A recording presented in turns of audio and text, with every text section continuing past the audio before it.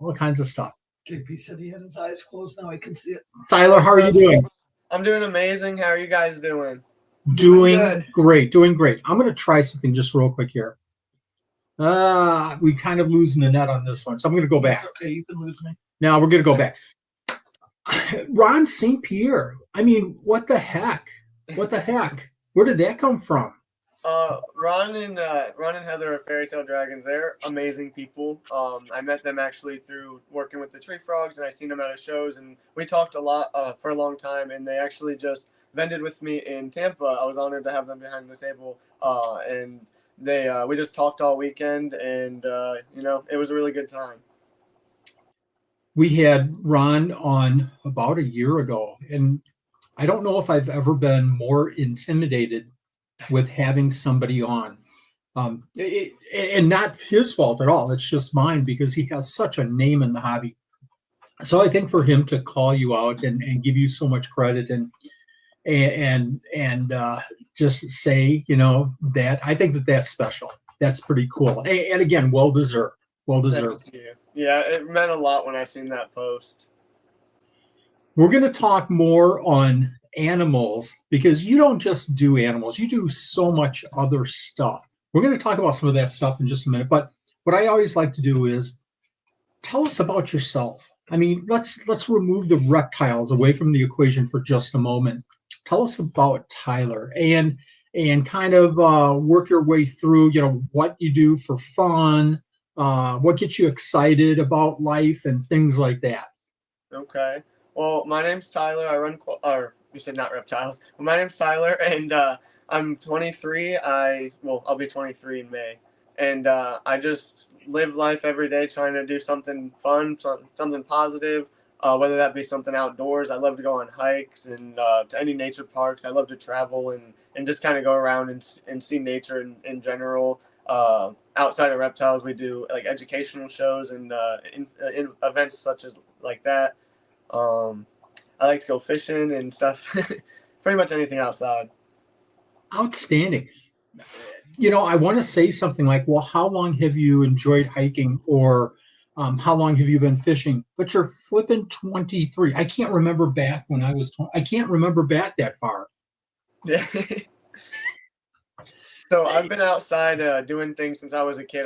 I'm from Ohio, so everything that we did was outdoors. We would just go outside, walk into the woods for miles and miles, and then come home when the sun went down. Very cool.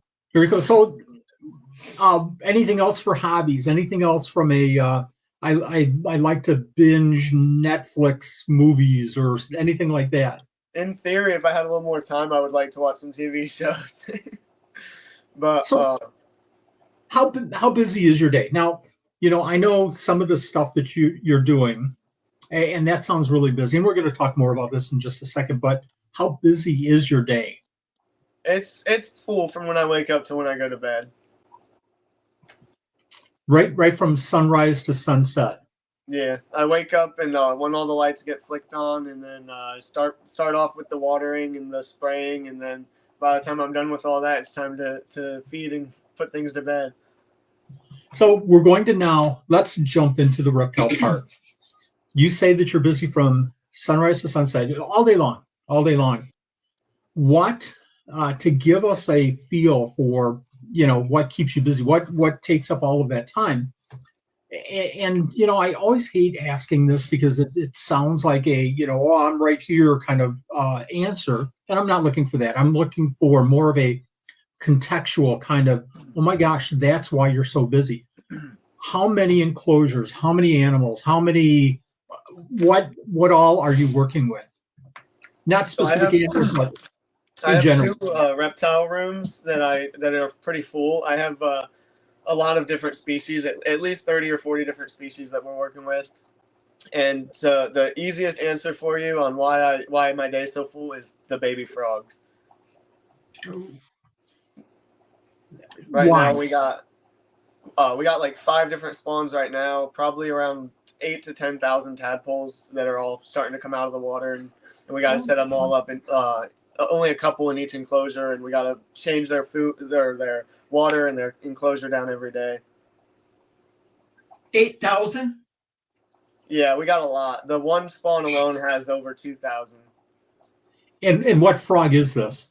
This is the white tree frogs. That's what we're really focusing on right now. It's a good season. It's a good time in the season for it.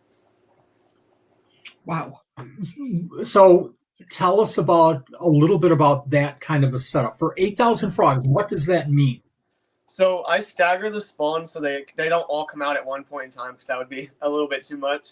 But they come out so over the course of the next 6 to 8 months. They're going to be constantly coming out of the water, and I set them up in little tiny nano cubes for the first few weeks while they're still eating fruit flies, and then once they go to start getting crickets, they get upgraded to a bigger enclosure so I can keep more together. And I keep them all separate based on the spawn because I like to track the lineage. How do you know when to move them? So it's pretty much on a cycle. So once they hatch out and they turn into little tadpoles from the egg, it's about 3 days later, and then I upgrade them to 15-gallon bins, and then they're there for 2 more weeks. And then when they can start eating a heartier food source, they get upgraded to 55 and 90 gallons. Is that an individual animal in each bin? No, so there's like I split the spawns between 2 to 3 tanks, depending on how many there is. So they can live pretty heavy groups in the tadpoles, and then the once they come out of the water, I keep like depending on what size for the babies, up to like 20-ish in the same enclosure.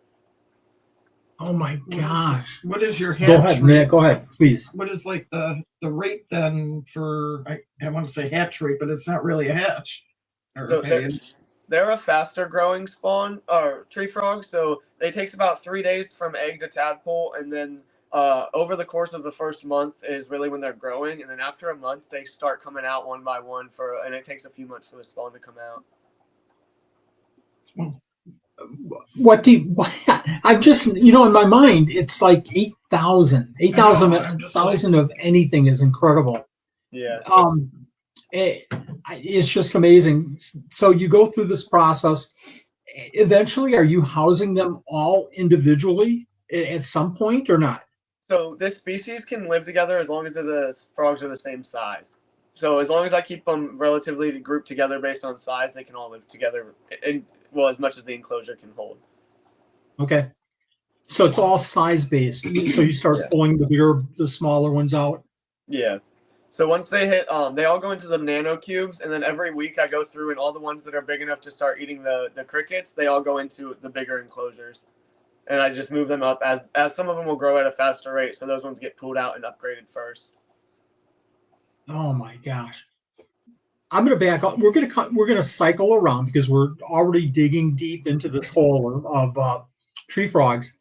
Let's talk about what I think. If I were to say anything, I think that you're famous for your tree frogs. I would say, right? That's what I'm most known for. Yeah. Yeah. What got you into tree frogs? What initially said, I'm going to start doing tree frogs? So I've always had a passion for reptiles and amphibians. Growing up, I had all different kinds of frogs and snakes and everything. But when I started producing the dumpies tree frogs, it was really the tadpole phase growing out of the water and turning into frogs. Like the whole process of it is what I really wanted to dive deep into the frogs after my first time producing them. And I actually sold a lot of my snake collection, a lot of different things to make more room. And I've just started diving into tree frogs. Why the tree frogs? Why not dart frogs? Why not red-eye, tree frog? Why not some other? No, go ahead. Sorry. No, you're fine. Why not one other type of amphibian? So the dart frogs was definitely one of the top on my list. But being here in Florida, if we lose power for a storm or on a hot day or anything like that, it jeopardizes the frogs, and it's just not. It's not what I can do right now. Maybe one day I'll get into them heavier when I got a permanent setup and like a few generators and stuff. But it scares me. We were out of power for 14 days during the last few storms. Oh my gosh! I can't even imagine. So being down for 14 days, what other impacts did that cause? And I'm going off on a tangent here, but I'm really curious on this. So being out of power for 14 days, it's a lot with the reptiles. The main thing that is hard on is the tadpoles because they don't have any of their air bubblers or their filters or anything like that. So it's just more water changes that I have to do to keep the water oxygenated and clean for them. And then other than that, I'm basically putting ice in my sprayer and ice spraying a lot of the reptiles to keep them cooler, because the reptile room is not very well insulated. It has a flat roof with no insulation on it because it was an add-on. So it gets very hot when the air is not running. Can that sometimes be a problem where it's not insulated? Does it get too hot? It never really gets too hot, as long as like the power's not out, because I can. It's pretty regulated. It stays around 85 degrees in here in the hot room, but I have a little space heater if it ever gets too cold, and I can. There's a vent coming right in here, which cools it down pretty fast. We have had a couple of comments about hats and Bertha. What's and I know I'm just all over the place with this. This is not a structured conversation here. What's up with the hats? So the hats, we started off using the hats in our educational shows because we had a lot of kids that were scared of frogs. So we got a couple of hats from my friend at a show, and I was like, let's see if this helps at all. And this is Big Bertha. She goes to all of our educational shows, our programs at schools, libraries, and all that. And she kind of helps get people over the fear. And also, it helps break that barrier. This is Big Bertha. She has so many hats. She's also a fan favorite. It seems like everybody knows Big Bertha. Yeah. How long has she been your mascot? About a year now. I got her. She was actually somebody's pet. I found her on Facebook Marketplace, and I got her for $40. She was 4 years old, or 3 years old when I got her. She's 4.5 now. We're going to talk about Palm Street in a while, but I tell you what, folks, I don't want to forget this point. If you've never used Palm Street, if you've never have gone on to Palm Street, it's so much fun. Nanette, is it fun? Yes, it is. It's a lot of fun. And for Nanette to be involved with something like that and just sit for 2 hours and watching an auction and the discussion is super cool. I don't feel, and I've watched probably a couple, 3, 4 dozen auctions. I don't have the same feeling on any of the auctions rather than Tyler's, because they are fun. They are fun. You have a community. You have a community on your Palm Street, and that's super cool. And I think it is because you're really down to earth, and I think that you personalize your animals and bring the people to your animals and bring the animals to the people. I really think that, and it's got to be about your education programs that you're doing too.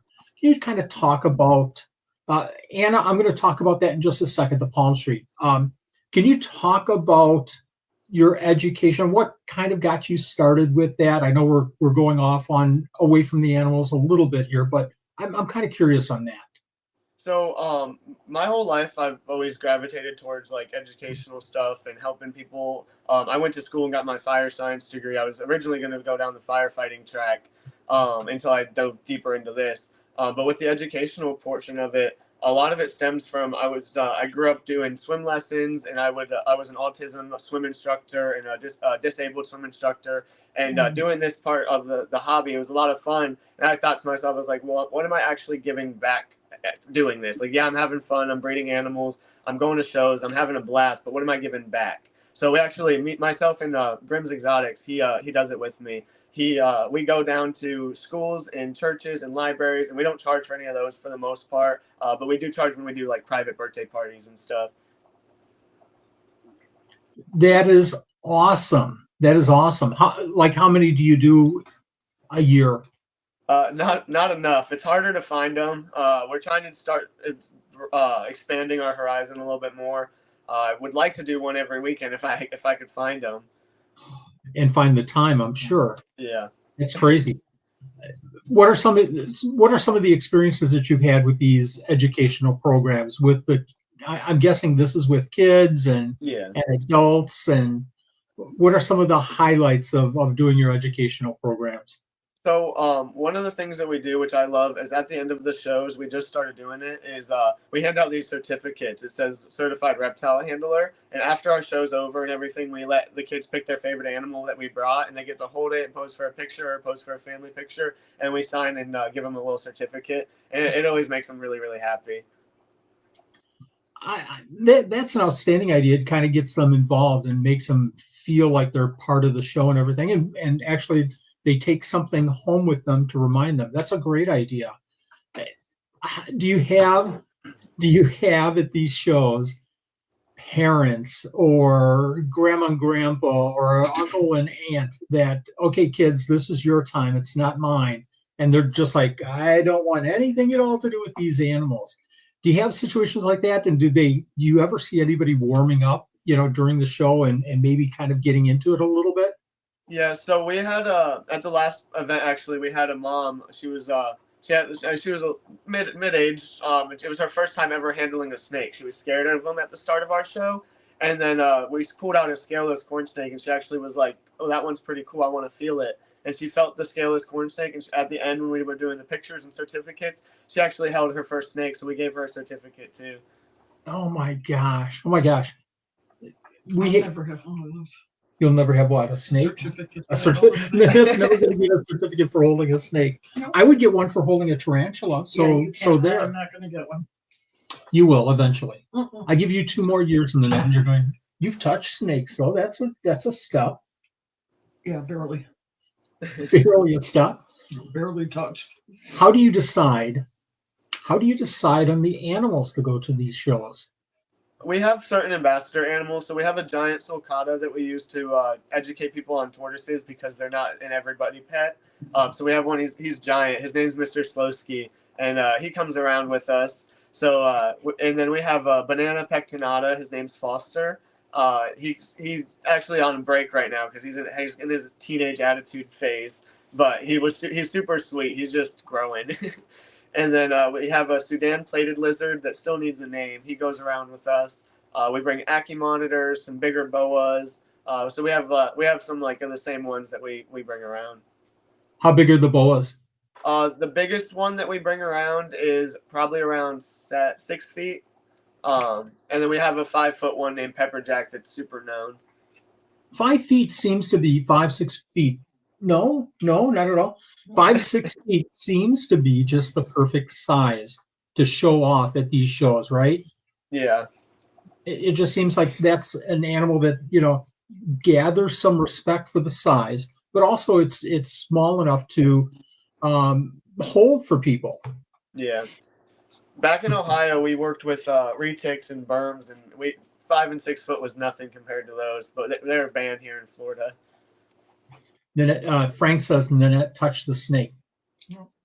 Oh no, he says, do it in the art. Touch the snake. No. Do it now. No. No. Yeah, I don't know if she ever will. What other are you thinking about adding animals to the show? Yeah, so once we're able to expand a little bit more, like if we find a warehouse or whether I buy a house with some property, because I want to keep animals outside. It's like a big part of what I want to upgrade to. We're gonna start adding more animals to the roster. I got a frilled dragon that comes along when she's off of breeding season, and then we always bring like roaches and crickets and like the weird bugs that they eat. That sounds perfect. Kind of show the whole cycle through everything. We went to an educational show just not recently, but not that long ago, and the fellow had a monkey-tailed skink. Oh, and that was pretty cool. I thought. Do you bring like leopard geckos and crested geckos and things like that, or? Yeah, we have all the more known stuff, and then we also bring my giant male tokay. He's like 14 inches. He's bigger than my bearded dragon. We bring him along, and then we show him.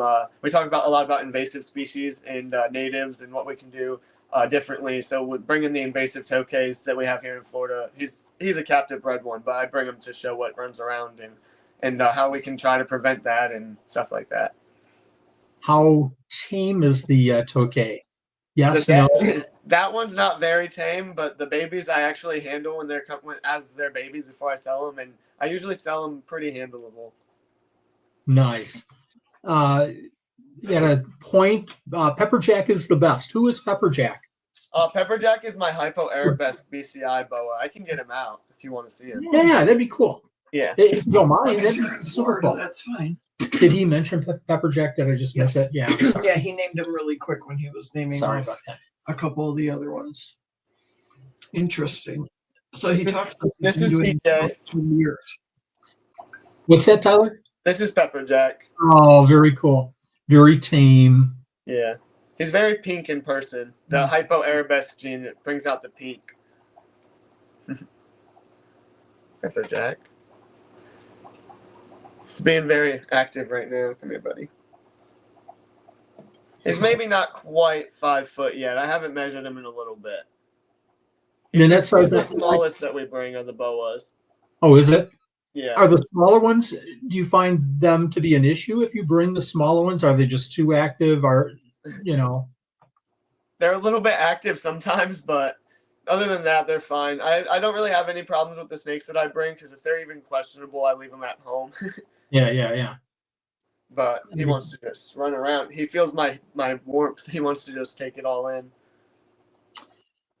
I'm thinking of these shows and I'm thinking, when I do reptile shows, one of the most awkward things that Angie, thank you for the question. I'll get to that in just a second. One of the most awkward things that happens to us at reptile shows is to bring out an animal and it's, somebody's holding it and all of a sudden, it poops on somebody.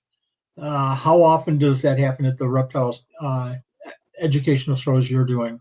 Luckily with the snakes, not too much because we can feed them around like on a schedule that helps. So we can kind of time their bathroom or wait till after. But with the lizards and stuff, it's almost every time.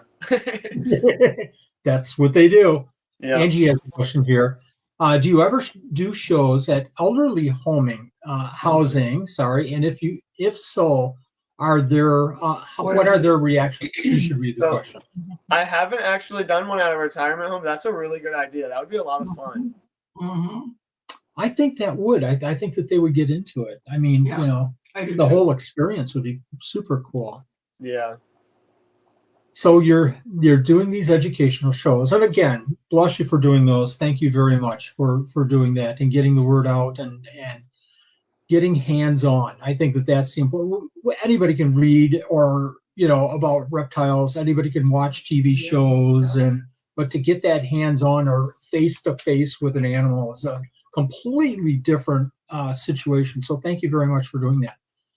But you have a ton of other stuff going on, just a ton. What other, before we get into the frogs, because I really want to dig into the frogs and kind of understand that whole process a little bit better, but what other animals are you currently working with that you haven't mentioned to this point? So I'm actually working with a lot of different geckos. So I have some really cool Central American banded geckos. I have this really purple line that I've been working with, and I also have this this line that has the Oogie Boogie mask from The Nightmare Before Christmas. It's the exact face pattern going down the back of the geckos, and I have like 9 of them, I think, now with the Oogie Boogie pattern, and it's actually carrying through. Oh my gosh! How cool is that? Let me go throw him back. He's getting a little active, and then I'll talk about the other stuff I got. That sounds cool. My buddy. Anna, glad that your knee operation went well. I know it's hard and Healing time and everything. What other animals, Tyler? Okay, so another thing I'm proud of producing right now is the green eye geckos, the gecko smithy eye. It's basically a cousin to the tokay gecko. They're a little bit bigger and a little meaner, but they're so pretty. I have 3 eggs actively and 1 that hatched out. Wow, super cool. And that's an animal. Being a gecko person now, you've piqued my interest like from 99% to 120%. That's an animal that's really not in the hobby that much at all. Yeah, I've been looking for more so that I can have unrelated pairs for over a year, and I've not been successful. Did you get your pair as wild caught or captive bred? So my pair is actually captive bred imported, and it came from Nightfall Exotics. Wow, nice! Congratulations. Thank you. Really nice. And then sorry, I have 3 species of self-reproducing. Well, 2 are geckos, 1's a lizard. I have the yellow-spotted night lizard. They get about 10 inches and they're self-reproducing. I have the binose geckos or the prickly pear geckos and morning geckos. Very nice. Do you have some kind of an issue with no males, or is I'm just kidding with the parthenogenics? I just kind of like the whole process. It's really easy to talk about when I bring them on educational tours or at shows. It's just a good conversation piece to have. You know, Yeah. if I'm ever blanking on something to say, I just talk about parthenogenesis. And people just stop in their tracks and listen. We get that again. We get that at reptile shows when we have the Heteronotia benoye out. And what is this? Well, okay, be prepared for 10 minutes of discussion on these guys. It's a morning geckos, them, and several others that are parthenogenic are just fun to work with, but fun to talk to as well. Yeah. What other animals? I have the melanistic jeweled lacerdas. I got Aki monitors. I got Standings day geckos, the crested geckos, gargoyles, chihuahuas, and I just got my first lychee. Are you getting kind of into the New Caledonias? Yeah, I do. I personally like the New Caledonians. They have their own bedroom for the cold stuff, so I have a lot more space to do that kind of stuff than in the hot room.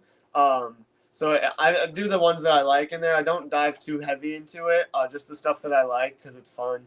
But I do really like them. And then I have the Urodactylodes velardii that I'm working with. Very cool. It sounds like to me you're a rare mix of you're not really a collector, but you're not a breeder either. You're not like, oh, I have to have this morph, but yet you're not like collecting one. Like, I think the more I'm in the hobby the last few years, it seems like people are diverting into collecting rather than breeding. And they want one of this species and one of that species, which is super cool. But you're kind of in the middle. You want those, but a very select. But you're also breeding too, especially something like the green eye and stuff like that. Urodactyloides, which is pretty cool. Yeah, I'm like a selective collector. There you go. I like that. I like that a whole lot. What else? What else are you working with? I want to jump over to frogs, but I just want to, kind of touch all the bases and don't want to miss anything. Yes. I have some tarantulas. I don't breed tarantulas. I just have a couple for fun. I work with those a little bit. I got trying to avoid the frogs. That's why it's taking me a second to think. I'll go over those in a second. I have had many monitors. Oh, I got a black tree monitor. I absolutely love him. He will be a breeder maybe one day if I find a nice female for him. But he's in my dining room in a big 7-foot whatever cage. He's my favorite. The black tree monitor. I don't know monitors. I apologize. I saw a lace monitor at Tinley last year, I think last fall, and it just blew my mind how beautiful that is. The black tree monitor, isn't that a super rare one, or am I thinking? Yeah, so it's a lot harder to find. They come from 3 very distinct regions.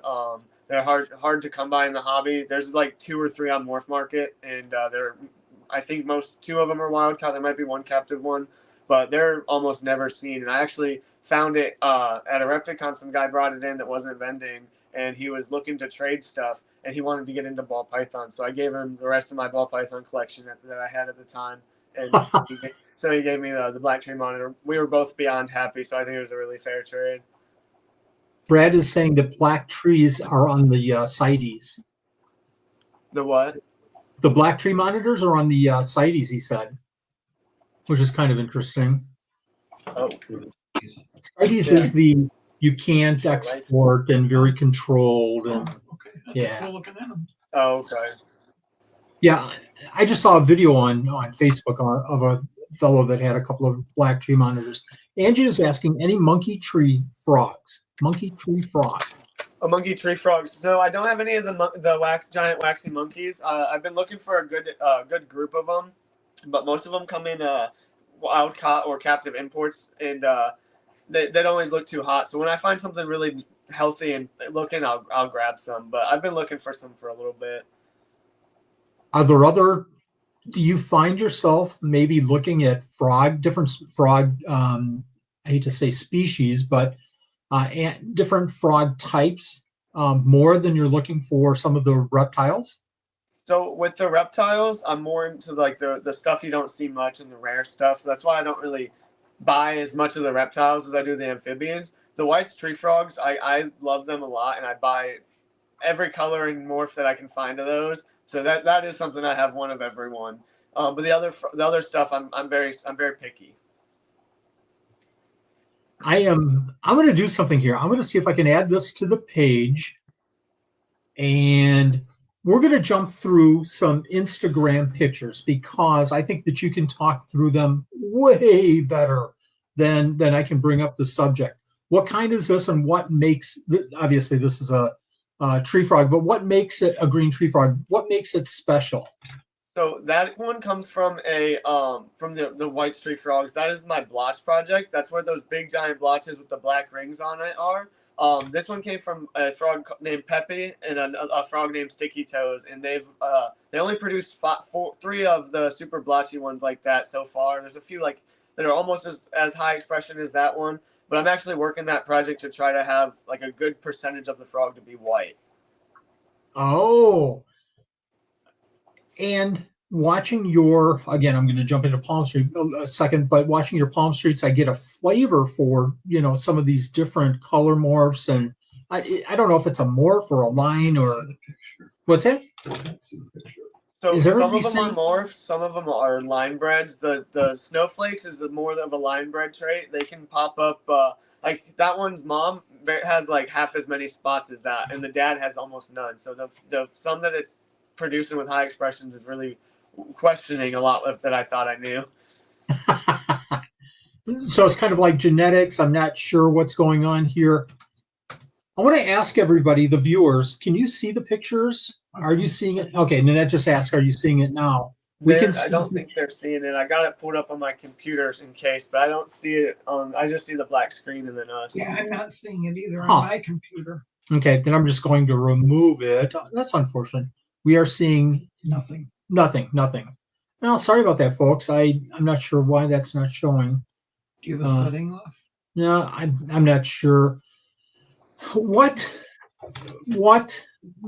is the difference with the different colors and everything? Tell us what if I go into a pet store, what am I going to see for sale for these animals? And kind of walk us through, from a kind of a tier standpoint, what's the difference maker? What are we going to see if we go to a pet store and see just a normal, and then, oh my gosh, I'm going to go to Tyler and get one of his amazing top of the line. Tell us kind of the difference between those. Okay, so very baseline white tree frogs. Imported a lot of the ones in Indonesia. They're just plain green frogs. They come from Australia, Indonesia, and parts of New Guinea. But they're just plain green or plain bluish frogs, and then a step up from that would be the snowflakes, which does occur naturally. It's just the little white polka dots like this one that Big Bertha has. Those are snowflakes. The polka dot colors on her, the little snowflakes, the polka dots. And then that's like one of your more basic line bred traits. It does carry through to like the babies and everything, but that's kind of the step up. And then the more coverage that it has, the more expensive the frog is. I have super snowflakes that are completely covered head to toe and just thousands of spots. And then you got the more basic ones that only have a couple. And then the next step up from there probably is going to be the blue-eyed ones. It's a leucistic trait, and it actually kind of washes out the green or blue color of the frog, and it kind of makes it like a grayish color for the blue eyes. And then step up from there is like the blue eyes with the snowflakes, and you can kind of start mixing the snowflakes in. And then we have I'd probably say the honeys next. They're the yellow golden color. They're almost nobody's working with in the United States that I've been able to find. Bob Malix from Sandfire Ranch. He's the one that had them all, but we don't have those ones anymore. But I do have a pair that I got produced, so that they have like 2,000 tadpoles. My God. And then you can start working into the higher stuff with like the gold flaking, the plums, the camos, and stuff like that, which I can show all the different morphs too.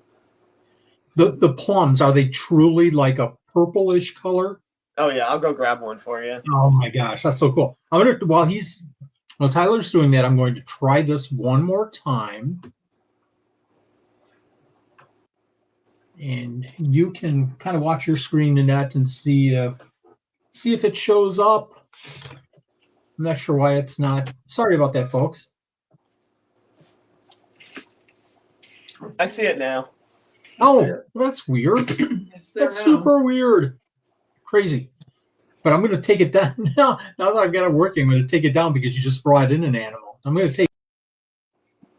Yes, maybe if I flip it, you can see it better. If I can flip it. I don't know. I don't know if you guys can see it, but this is the plum tree frog. It's a very purple frog. So this one in the back right here is the female. She has one eye that's a half regular eye, and the other eye that's solid black. Which these frogs nowadays in the hobby are called mainly melanistics. But that's not for sure proven out to be what it is. So I'm trying to resort to sticking with the plums, which is the original name for the morph. So this is all three of those. They're very, very purple, very translucent in person. They range from a darker purpley color to a very light, almost brownish purple color. And their bellies are very transparent. And then I have the perfect one to introduce camos to you right here. Petrie. Sorry, I got frogs jumping. And this one is Petrie. It's one of my newer ones. So jumped on the phone. So this is the same melanistic color as the melanistics are. But if you look at her back, let me put the other melanistics down. You can see that she's got that green blotching camo coming in. So it's some form of, with talks of many different breeders and stuff. It's either thought to be like a visual heterozygous form or some kind of piebaldism. But that's where that green comes in. We have a bunch of different kinds of expressing of the camo. We have some that are like big percentages. This one is from Fairy Tale. It has the spots on it, and it's got that same melanistic base color. And the parts of the regular color it should be, sorry, the frog cut the screen off. They start shining through. That is crazy. Yeah, there's an awesome plum right here sitting on a toilet because they're also called the Dumpies tree frogs.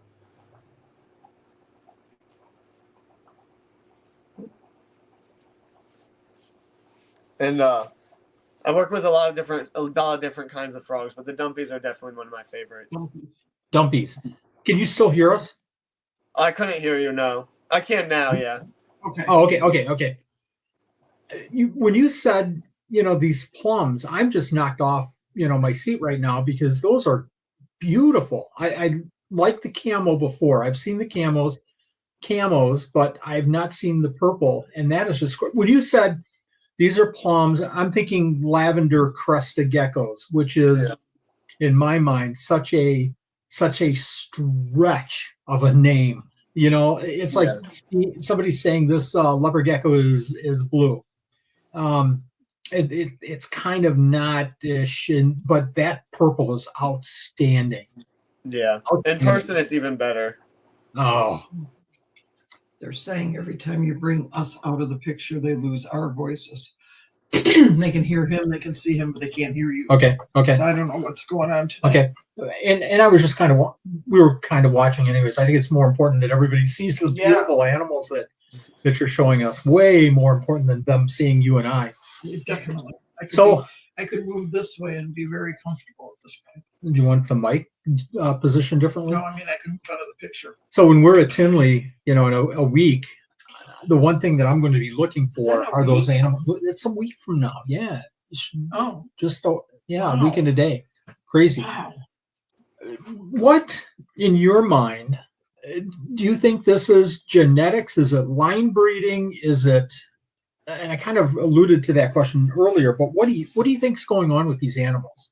So honestly, I'm not 100% sure. I got a few different guesses that it could be. Just from playing around with breeding, I've kind of been questioning a lot of what's known about the frogs. I think it's some form. I think the melanistic is the super form. Hence the ones with the solid black eyes, the purple skin, the plums. I think it's the super form, and that the camos. I've actually talked to a lot of people, but the thing that stuck with me most was being a visual form of the melanistic because it's still got the same base color. I'm not too great with genetics itself, but I think it's some kind of like incomplete dominance or something like that. How about some of the other colors like snowflake? What do you think about what's going on there? Is that all, I'll relate it to what can I leopard geckos and carrot tails. So I feel like with the snowflakes, it's kind of easy to relate to like Dalmatian crested geckos because you can breed the spots into any gecko that you want to, or you can breed it out of them. So the more spots on the Dalmatian gecko, you breed it to a Dalmatian gecko with more spots, you're going to end up with animals that have the oil spots or the bigger spots or a lot more of the coverage. It's the same with these guys. You breed a super snowflake to a low expression, you're still going to get a lot of snowflakes. You might get a couple high expressions, a couple supers, but a lot of them are going to be just like in the middle. They're gonna have some spots, and but for the most part, they're all gonna have spots. Nice, but it's not the super Dalmatian crested gecko, which you go from $200, $300, $400 to $1,000, just like that, or 2,000 or whatever. Oh my gosh, what are the best snowflakes that you've seen? Are they in your collection? Have you seen others better? Oh, I mean, I'm not gonna say I'm the only one with nice frogs. Like I've seen some people with some crazy frogs. A lot of them here in the U.S. A lot of them over in the U.K. They have some crazy frogs. I did bring one right here to show you. One of my more higher expression snowflakes. I'm gonna remove this again. Okay, turn my camera off. I'm trying to see if there's a way to flip the camera because you can see it better. But this one's got so many snowflakes, the light won't even show you. I don't know if you guys can see it, but it's just covered head to toe. The more snowflakes, the more super it's considered. Do they start off with the snowflakes and get more like crested gecko Dalmatians? Do they get more and more as they grow? Yeah, they'll start off with some, but they're gonna get more as they grow almost every time. Oh my gosh, that's cool looking. Do you see some? Again, we're talking about 8,000 animals hatching out here. After a few weeks, are you kind of looking at them and saying, "Oh, that one's going to be a nice one. Oh, that one's going to be a nice one." Yeah, so every once in a while you can see them fresh out the water. You'll be like, "Oh, that one's going to be a good frog," and then sometimes it pops up later, like the one that you pulled up earlier with the big blotches. That one came out of the water with pretty much nothing on it at all. It had a little bit of like gold colored spots. I was like, that's weird. I'm going to watch that one. And then after a week, it was covered in big blotches. That quick, just like that. Oh my gosh. So do you pull them out and do you say, okay, I'm going to separate this and I'm going to really, really watch that? Or you just know that frog, you look for it every time you go in to feed? Yeah, so since they're all they're like in little groups, I mark on the enclosure, like if there's one I need to watch, I usually draw like big old eyeballs on the cage. And it's just like to watch that cage because there's something in it that I want to keep. And then when I eventually upgrade them to the tank, when they're the size of eating half-inch crickets basically and they're ready for sale, they go into a tank where I can pull from for the shows. And before they go into that tank, I look through them and keep a lot of them. But how much room do you have to be able to do that? I mean, how much can you hold back to try to get some of these patterns and more defined snowflakes, and do you have enough room? Yeah, so I've only leaked into the living room and dining room a little bit, but every time I need to make more room, I move one of the bigger cages out there, like the frilled dragons cage went out there, the Aki monitor cage went out there, my banana cage went out there. So slowly things are moving to other parts of the house, but until that runs out of room, I'm going to keep upgrading. It seems like that's what happens when you start focusing your breeding efforts on something specific like you have, and trying to get the best of the best. You seem to expand to try to accommodate for some of these different, I struggle with this word, morphs or line bred or whatever qualities. Angry Dwarf is asking, he hasn't even touched on the galaxy eye frogs. What is a galaxy eye frog? Okay, I'm going to take a second. Okay, hold on a minute. Go ahead. Somebody's saying hi to him. I want to catch it. Okay, go ahead. I believe. Okay, I forgot to give a shout out to Tyler, and he will get this. Ohio. Ohio. I can't read it. I'm sorry. Ohioan. My fellow Ohioan from GTL. GTL, yes. Yeah. Maybe he was on the live the other day. I said a few people were having a rough night, so we all said a prayer on one of my lives the other day. Maybe he was in there. Okay, I'm going to take off the. So this right here is the galaxy-eyed tree frog, also known as the Mexican dumpy frog. And I pulled two of them out for you guys to look at. So I don't know how well it's going to show up on here, but they actually got a bunch of yellow star-looking things in their eyes. That's why we call them the galaxy eyes. And they have the same snowflakes, but with these guys, the snowflakes are actually three-dimensional. Like they protrude out from the skin, and they're very, very cool. They got neon yellow feet, then the galaxy eyes, and they like to walk over jump, and they'll grab the crickets with their hands and just like bring the crickets to their mouth as if they're just grabbing a snack. It's hilarious. These are one of my favorite things to watch. Cool. Those are cool. Is this kind of an offshoot of some of the breeding projects? When did this start showing up? So this one's actually not a white tree frog. This is a whole different species. So the white tree frog's the Latoria quaruella. This is the Pachymedusa dacnycolor. So it's a completely different. They just call it the Mexican dumpy because it's like the dumpy frog from their region. Can we see that dumpy at the back? I don't know what that means. Somebody's asking, can we see that dumpy on the back? I'm going to. The dumpy on the back? The back of it? This is they have those 3D spot. That light's kind of killing it. Hope that helps a little bit. Wow. They have a little bit of a different structure too. I think so. That was pretty cool. Yeah, I was thinking it was another line or more or whatever. Completely different species. Oh, the yellow one behind him they're talking about. The yellow one behind him? Do you have a yellow frog behind him? This one? That's just a plant from one of my friends on Palm Street. I think that's what you're talking about. Is that what you wanted, Frank? This is Wally The shaking one his on the head. plant. Was that the one? Yeah. The one on the Yeah, plant. it's a fake frog. Can our monitors take care of Frank and knock him off the stream, please? Who's the moderator? Get busy. The stripper frog. The stripper. That's funny. That is funny. And this is a question from Angie. What's your favorite? I'm going to see if I can show this. What's your favorite tree frog species? And I'll follow that up with if it's a favorite that you have in your collection, or I'm going to throw it out there. What's the next purchase? What's the one? What's the pie in the sky? The one that you really, really, really want? So I guess I would have to say, out of the species I have, I would have to say the regular dumpies, the white tree frogs, are my favorite. Although the galaxy eyes are right there tied with it. I just haven't dumped as much energy into them, so I don't think it would be fair to consider them my favorites yet. Now, outside of my collection, what I really, really need in my life is some mossy frogs and some of the waxy monkey frogs. Those are two of my top on my list. But I also love, I have glass frogs, and I have a bunch of different species that I love. The frogs that you're talking about, and I should have done some research and known some of these frogs a little bit. Josh, I don't know if you know Josh Alder. He was showing a frog on Facebook, and it just had a weird face form. It was just kind of really different, kind of a very triangular look to it. I don't know, but I don't know if that's one of them or not. Maybe. I know they have the shovel nose frogs out right now.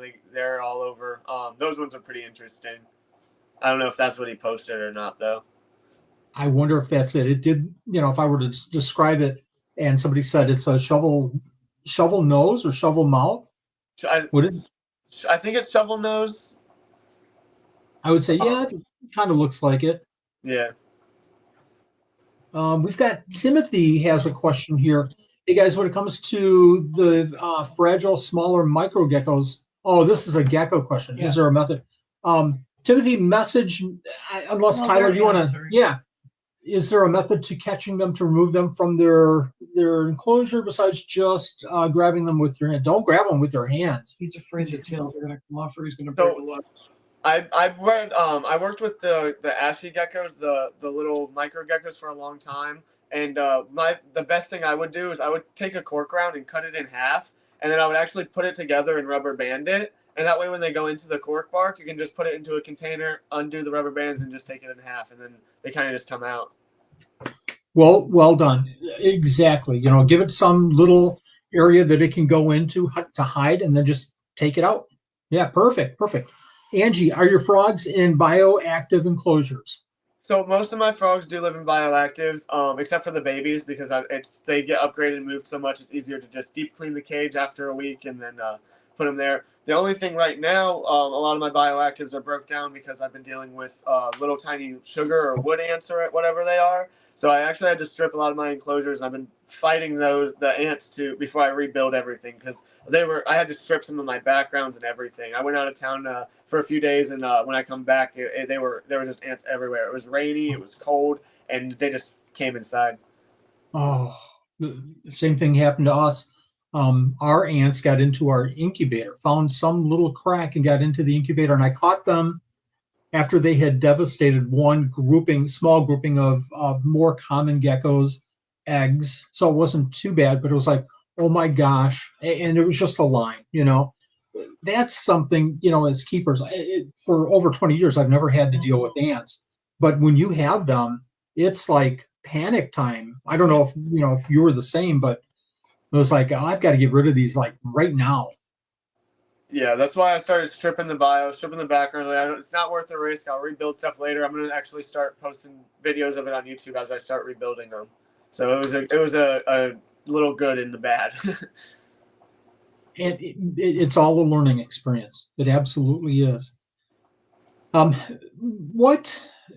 when we talk about this whole 8,000 animals, I'm still mind blown over that. But when we talk about that, how do you've got 8,000, maybe you lose some, maybe a few, but eventually, and you hold some back and you give some to friends or what, but eventually you have to sell those animals. How does Quality Bred Exotics go about marketing and then selling animals? Okay, so before Palm Street happened, I was on Morph Market, and I was going to shows all over Florida, and we just started touching base in Georgia. I was posting everywhere: Facebook groups, Craigslist. I was posting something somewhere every single day.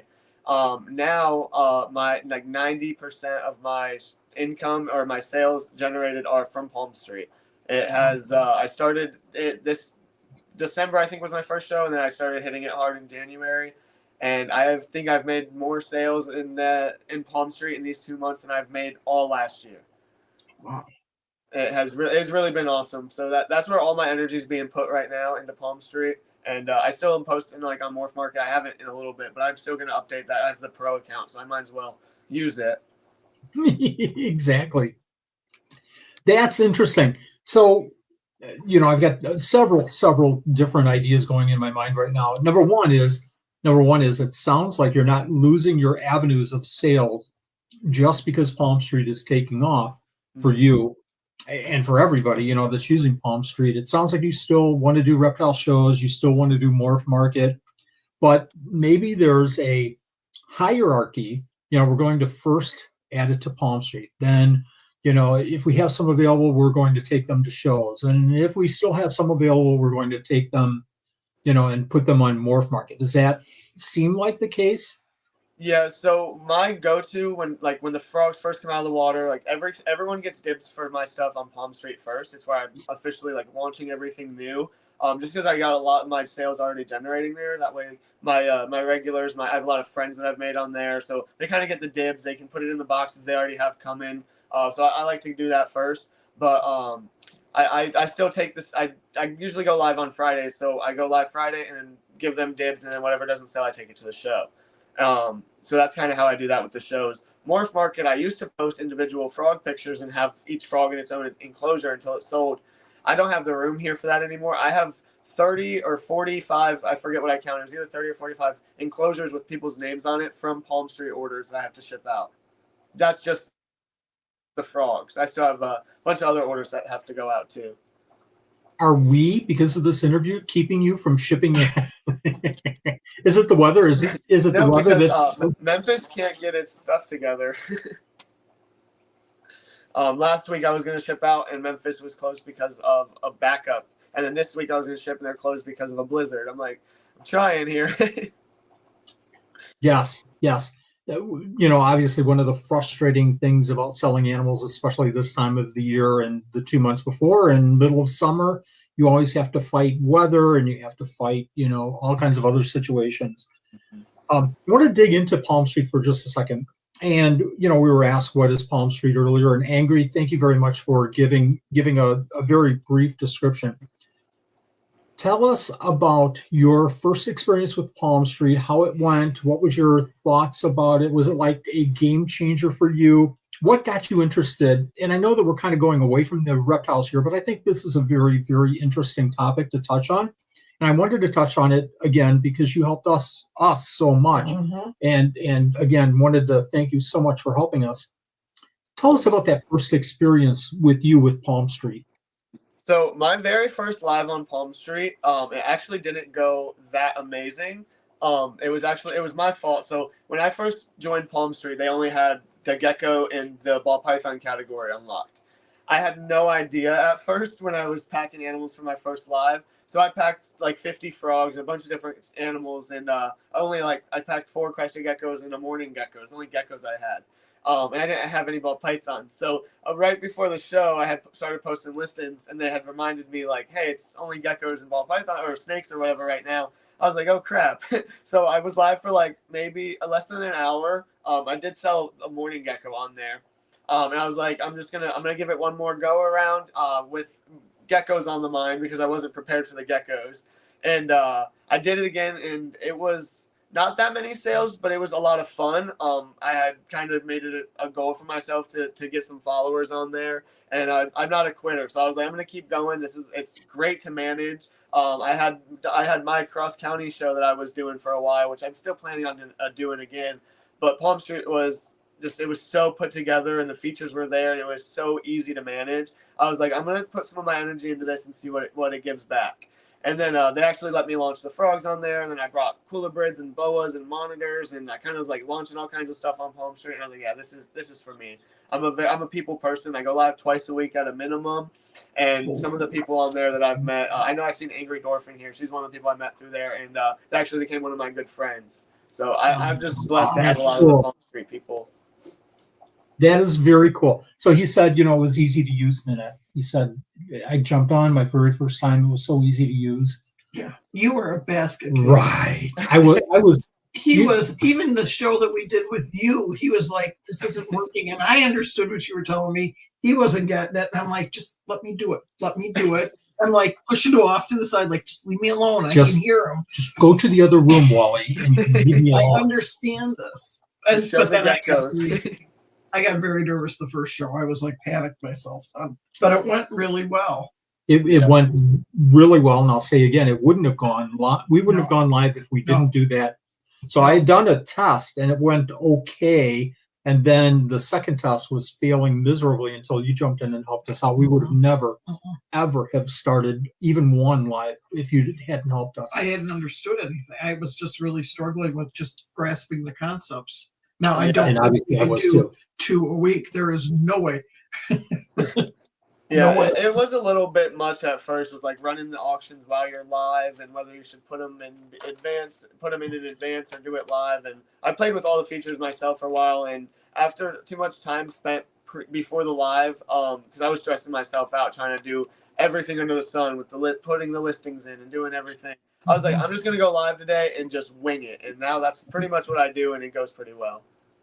Nice. And that's how we're doing it. I'm not preloading. I'm just going in and doing it as we go along because it just works better for me. Yeah.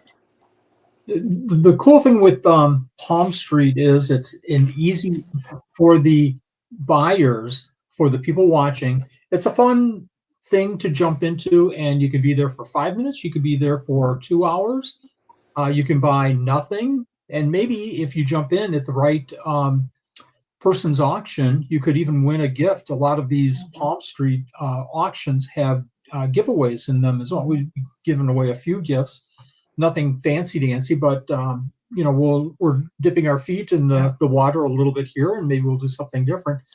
It's a lot of fun. It really is. It can be a lot of fun. We've seen, I'm going to be very, very honest here. We've seen some palm streets where it takes 20 minutes per animal to introduce. And the talk in between isn't like your talk where it's fun and entertaining, and it's talking about, other stuff. And it's just like, nope, change the channel, swipe left, got to get out of here.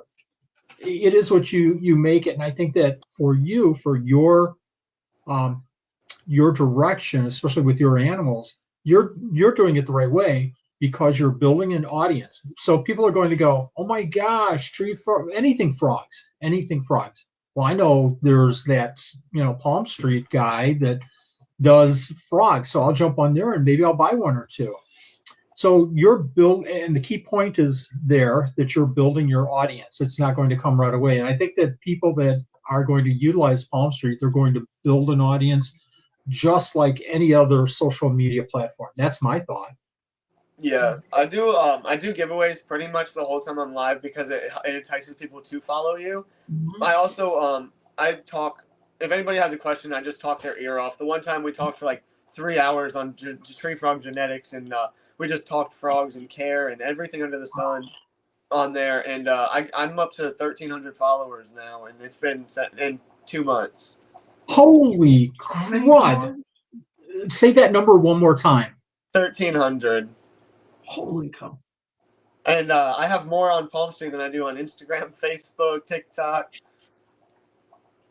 I'm shocked. 1,300 is not an easy number to get to in 3 months, especially as, it's growing and there's so many more people listing out these auctions. That's amazing accomplishment. Congratulations. Thank you.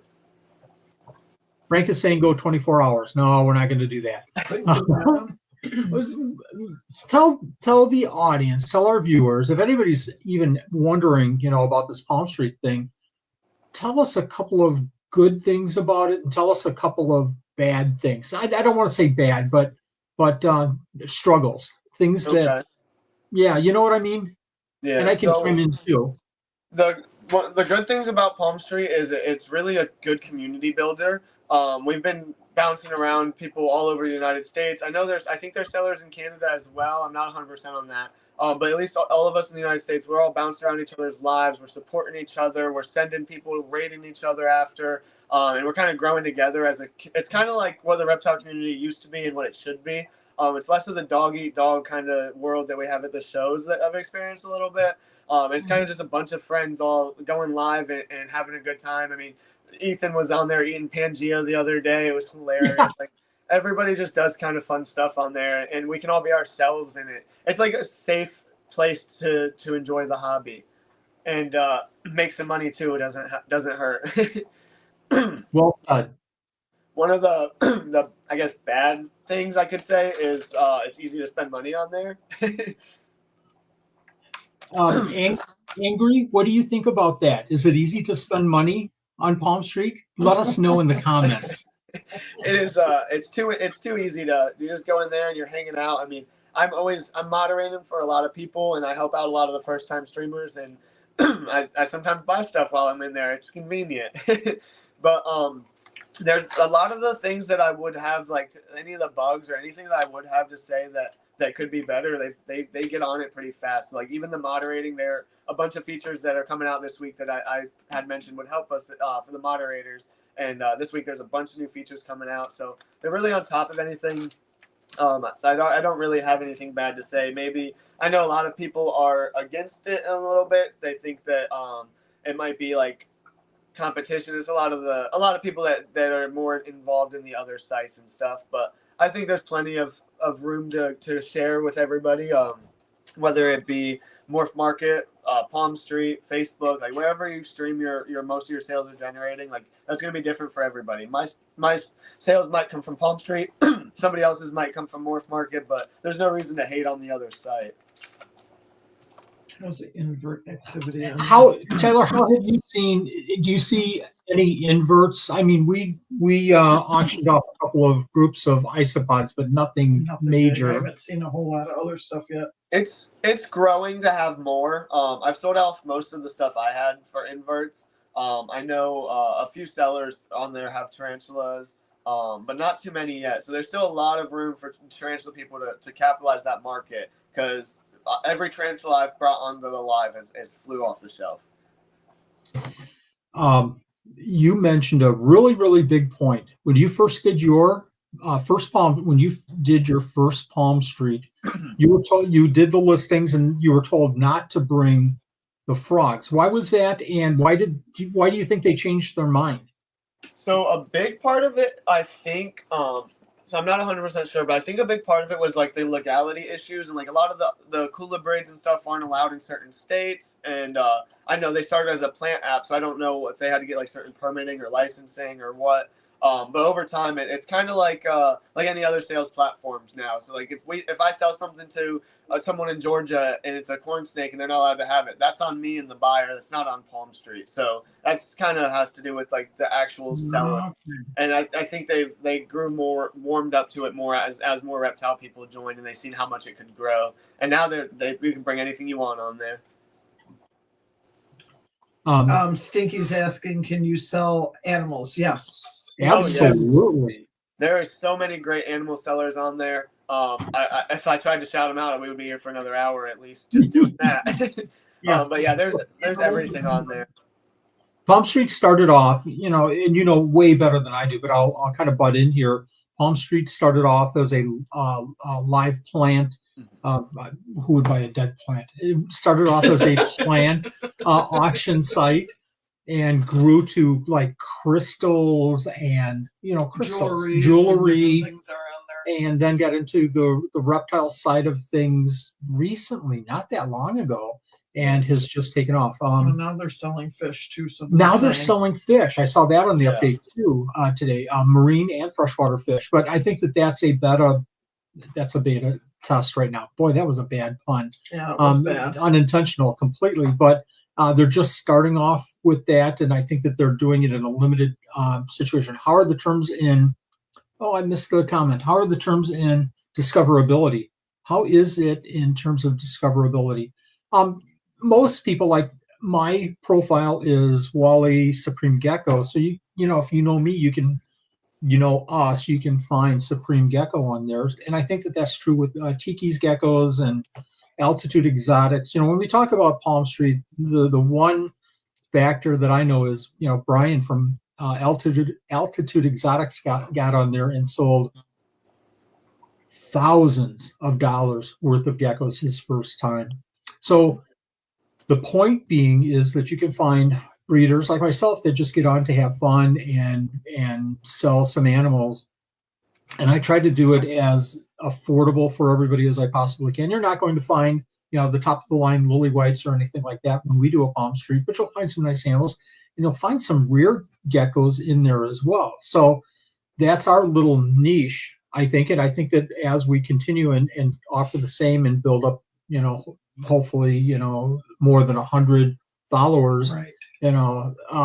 Maybe comments, that's all. Yeah, maybe eventually that'll take off and people will come to our auctions looking for more rare geckos. So I think you have to find your niche. Yeah. Somebody's saying in here that you can also let your followers know on the usual social media channels as well by putting out ads and stuff. And that seems to be one of the big ones. I noticed that when I open up Palm Street, automatically it's always the live plants. So I just go into the search bar and I punch in whatever I'm looking for. And then you'll find the gecko people, you'll find the jewelry people, or whoever you're looking for. It's really something if you're interested in finding different things, or maybe, affordable, sometimes not. Animals, I think you need to look at Palm Street. Angry is saying they discourage commenting on other sites. Absolutely. I'm all for that. If you're on Palm Street, you shouldn't be talking about, the MM, or you shouldn't be talking about king snake. Well, who uses king snake anymore? You shouldn't be talking about fauna classified, or I don't know if they discourage, advertising your own website, but you're there to buy on Palm Street. So I'm all in with that. Yeah. The rates are very affordable, I think. Right? Yeah. And once you join the foundation program, it gets even better. So like right now I think the very top fees that they charge is 5.9%, which is really less than a table at a show if you're making money. And then or less than an end cap with travel and gas and hotel. Like you're saving money. And then once you join the foundation, over time it goes down to like 2.5%. That's nothing. It really comes back to that. I would say I've never ever hit anything like Palm Street as far as customer support. We were encouraged. Yeah, we were encouraged, to jump in and encouraged and not pressured and not pushed. But hey, how's it going? Have you thought of? Do you want to try to get one in? And our rep was just absolutely amazing. And we had a question about sales and pickups and getting paid and stuff like that. And one day, and everything was answered for us. So couldn't recommend Palm Street any more than what we have. I would say that, like you were saying, that you should use Palm Street as another tool in your tool belt. Mm-hmm. It's just another avenue. Now, if you can find your niche where that fits in with the other ways that you sell, that's what you should be looking at. Yeah. Where do you see yourself going with Palm Street or any other? Go ahead, Nanette. Any other avenue? So with Palm Street, I plan on continuing to dump a lot of my energy into Palm Street. I'm thinking about starting some Wednesday morning auctions. We did a pop-up one the other day with my friend Stephanie SAK because she's starting Palm Street. She wanted to get the behind the scenes of it. So I was like, just come over and do a Palm Street with me. So we scheduled a pop-up live, and I was showing her how to work it. And we actually did pretty good sales for an hour and a half pop-up live. Went live to show her the features, and it ended up being pretty good. So I was like, I'm going to try this out. It was a whole new audience base. There's a few of the regular people in there, but there was a lot of people that were mentioning, like, it's good to see you at this time. We never get to watch you because of this reason or because of that. So it's good to not only be live at 7:30 like I do on Fridays and Tuesdays. So I want to try to do some morning ones. And then I just got my first employee to help me out, so I have a little bit more time to put into the online avenues. Oh, my gosh. And maybe that's what it takes sometimes is to kind of, there you have so many resources, you have so much room that you can work with, you have so much money that you can work with, you have so much time. So that's pretty cool that you're hiring somebody to kind of free you up a little bit. Go ahead, Nanette. This is also, somebody just said they've never heard of the site. This is a app on your phone. Yeah. The auctions are all live. So you have to download the app to do it off your phone. It's not a computer generated website that you use like to see the actual auction. If that makes sense. Yeah, perfect. It's been an app for like 5 years, I think, something like that. They have over 1 million people join into lives every single day. They have over 1 million logins. Well, they have tons of shows. I mean, it's unbelievable. Yeah. And the amount of time that some of them are on. I was on one weekend when we were working downstairs and I had it on. I think it was on there 6 hours. And I turned it off for a little bit because my battery was dying and plugged in and went back later. And the same guy was still on selling plants. And I was like, oh my gosh. So you were watching a plant auction for 6 hours, not doing your work downstairs? Is that why I had to go down later? Now I get it. I was live for, I think my longest one was 8 or 9 hours. It started at 7 in the afternoon, and I was live till 3 in the morning. On purpose, or did it just happen? No, I mean, was it like in your mind you were planning it, or did it just like it was so much fun it just kept going? Yeah, so I start my lives around. I used to start them at 7. They're 7:30 now because I used to get too stressed when 7 o'clock was coming up. So I do them at 7:30 now, but I just go live until we stop having fun. And the one day it was 3 a.m. and I was like, now I have to get the reptile lights off because I do it in the reptile room. I was like, these lights they're on too long. I have to put the animals to bed. So we actually had like 50 or 40 people still watching at 3 in the morning. Angry was there. Angry was there. She had dinner, breakfast, and then lunch all on your one show. So that's pretty cool. So I'm kind of paranoid with this. As far I'm not paranoid, but I'm so structured.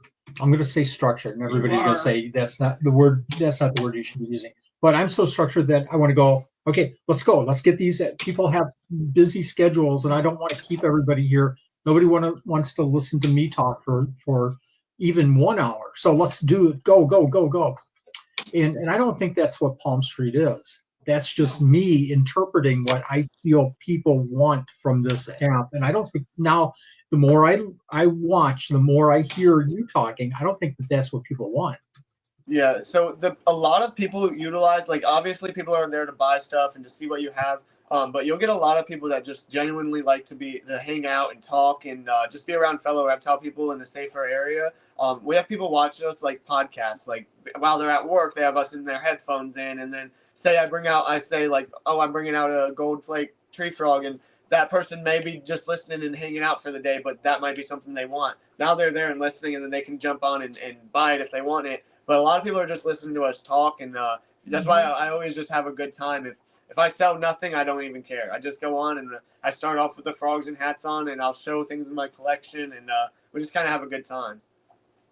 And you can tell that from your Palm Street sessions. I think of some that I've been, and I'll be very honest. Maybe 5%. You get on and you can hear the talk, but I don't know. It's just not something that I want to listen to at that moment. Yours are fun and yours are entertaining and yours have that community kind of feel to them. Thank you. Angie is asking, does it have a chat like YouTube? I'll let you answer that. Yes. So the chat is a lot of fun, actually. So everybody in there can comment and talk to us. So that way, I'm not just talking to myself. I sound like I'm a little out there sometimes, but I promise I'm talking to people in the chat. But you can go in there, you can talk in the chat with each other, to me. So it's just like this YouTube chat, except we can all talk to each other. It's a lot of fun. And then, yeah, I don't know. And from my perspective, like I watch podcasts while I'm doing my reptile tours. I watch Palm Street while I'm doing tours. I'm pretty much all caught up on my on the reptiles with podcast from Modern Reptile Shop. So I gotta put on Palm Street sometimes when I watched all their videos. Laura's asking. I'm sorry. I'm going to go back to your Stinky said. Sorry about this. I'm jumping around. It's like Twitch streaming meets Morph Market. That's exactly. I was actually thinking. I'm not a Twitch person, and obviously some people love Twitch. I'm just not. I'm a YouTube person. I've thought the last week or so. This is like YouTube and Morph Market combined. Good analogy. And then I'm going to say, Laura. Wally, can you do a short Palm Street tutorial? I just wrote a note. You don't think I have a spreadsheet already started with points on? Great comment. Frank is pouting because I forgot to make him my mod. Oh, no. Oh, did you really? Yeah. Remember I told you the last time? I said all of a sudden we were done. On Palm Street, I forgot to make him. No, he's a mod tonight. He's causing trouble. As normal.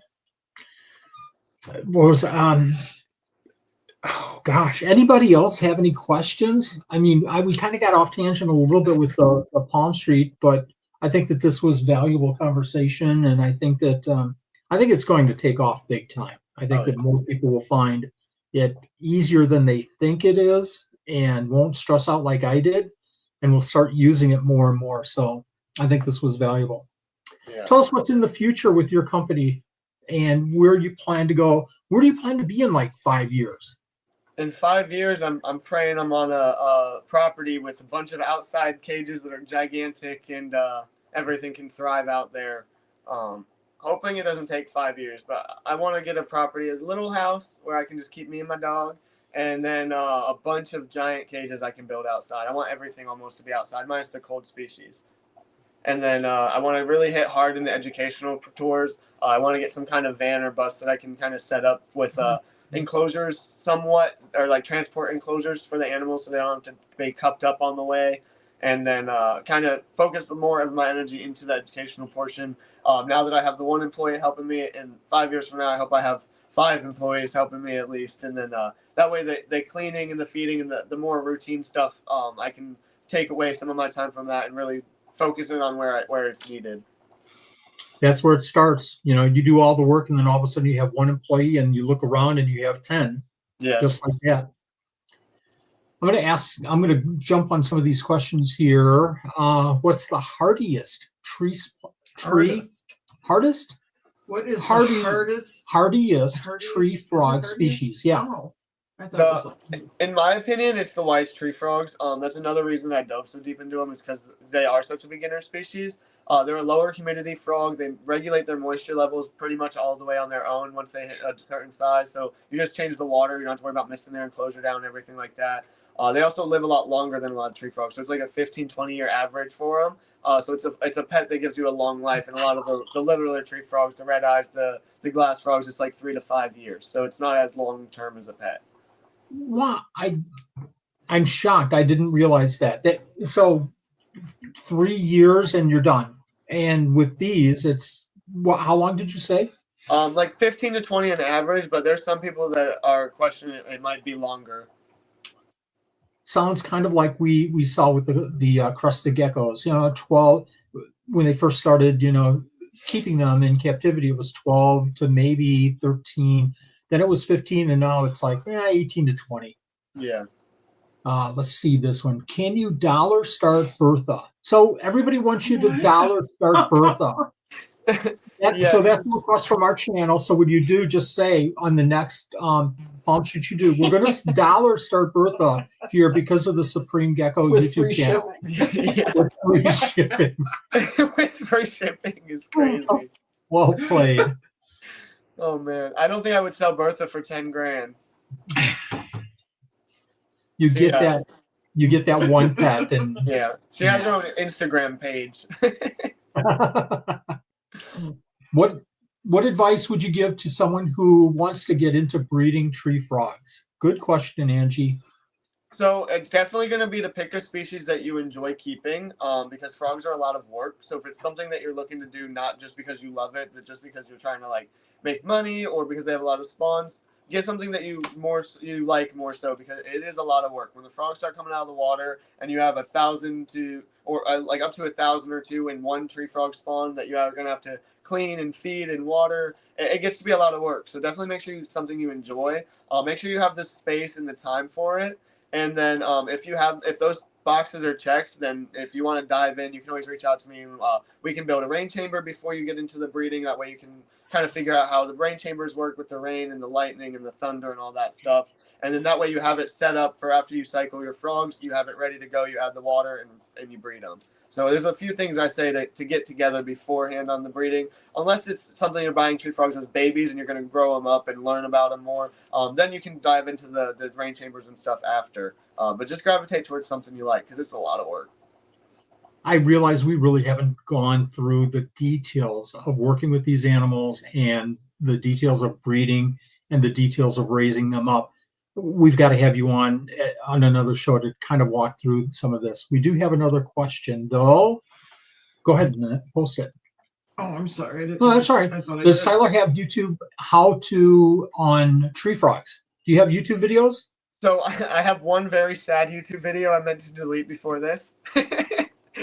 But I am planning on hitting my YouTube very hard. That's one of the reasons I hired my employees, so that I can start focusing on stuff like that. She's going to help me with the YouTube as well, help me record or whatever. But I really want to hit heavy on it. There's a few of my other friends that do shows and stuff that are around my age that really want to get into the YouTube. So we're going to all try to hit it hard. Any questions, anything that I can help out? Little reciprocity there for all the help that you've given us. Let me know if I can help with the YouTube for sure. Oh, I definitely will have questions for you. Please, please, please. Everybody's saying part 2. So we'll definitely have you on at a later time.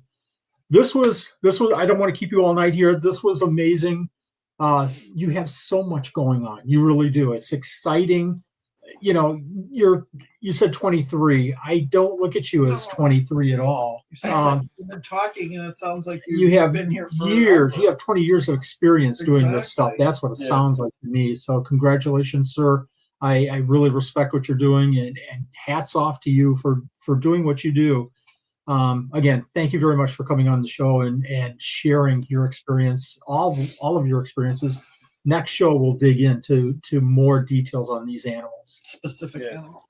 I would be beyond honored to be back on the show with you guys. I've been watching you guys for years, and actually, Red Queen Exotics introduced me to you through the 12 Days of Christmas, and I've absolutely had a blast watching you guys and learning through your videos. And when you said to come on here tonight, I about cried. It was awesome.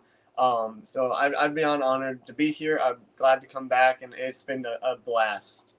Great. Thank you very much. Very much. It's our honor and privilege entirely. Thank you again. Thank you very much. One thing I learned tonight is to make sure I know who the guest is. I'll touch you next time for sure. Thank you everyone for jumping in and watching. Hope you enjoyed. We'll see you next week. Bye-bye. Bye, everyone.